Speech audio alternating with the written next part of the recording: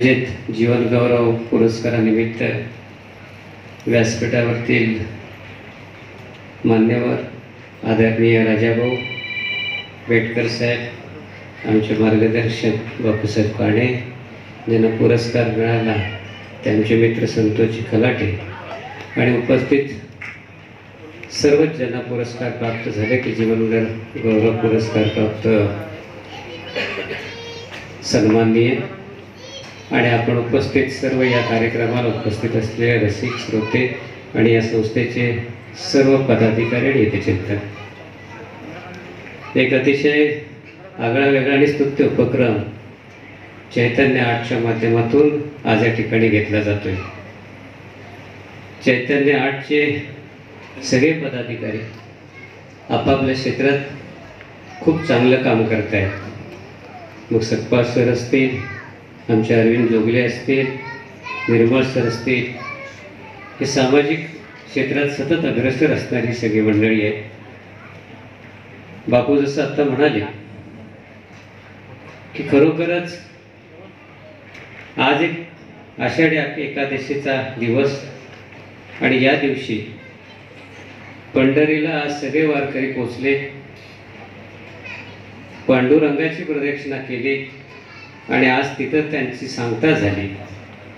ज्या भक्तीने हा गेली 25 दिवस सोहळा चालतो आणि त्या तल्लीन होऊन एकरूप झालेले सगळे वारकरी जसे आपल्याला पाहायला मिळाले, तसेच आज या दिवशी अनेक क्षेत्रातल्या मान्यवरांनी तन मन धन अर्पण करून जी सेवा आपल्या क्षेत्रामध्ये केली, त्या लोकांना आपण या ठिकाणी व्यासपीठावरती बोलवून या दिवशी जो आदर सत्कार केला आणि तो पण राजाभाऊंच्या हस्ते, बापूंच्या हस्ते, की ज्या माणसांच्या सार्वजनिक जीवनामध्ये खूप मोठी तपश्चर्या आहे आणि त्यांच्या हस्ते गौरव करून खऱ्या अर्थानं चिपळूणचं सांस्कृतिक वैभव जपण्याचं काम आपण केलं आणि म्हणून आपल्या संस्थेला या निमित्तानं मनापासून धन्यवाद देतो।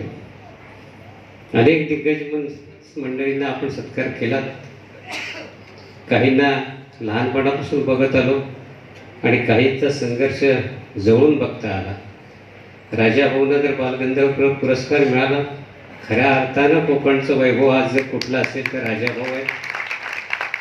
आणि हे जे मातीचे संस्कार आहेत, आज दादा बैकरांसारखे सामाजिक क्षेत्रात असा तनमन अर्पण करून काम करणारा कार्यकर्ता आजपर्यंत तरी आम्ही कुठे पाहिला नाही।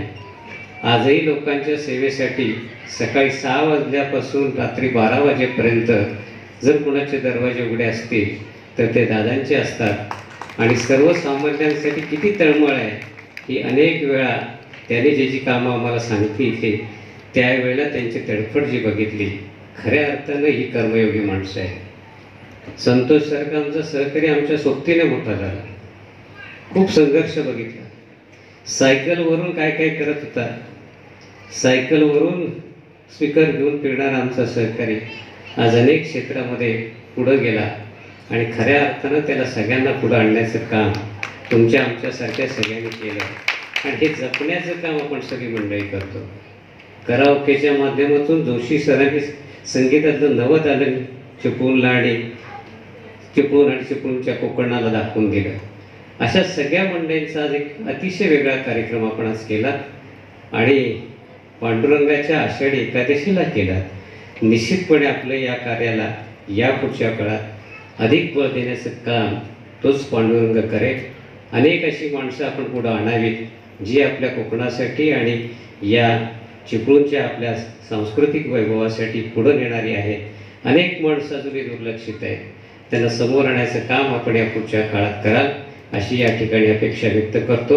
या सगळ्या मंडळींचा सत्कार करण्याचं भाग्य आम्हाला मिळालं, कुठंतरी आमची पुण्य त्याला कारणीभूत आहे असं मी समजतो। आपल्या सर्वांचे आभार मानून थांबतो। धन्यवाद।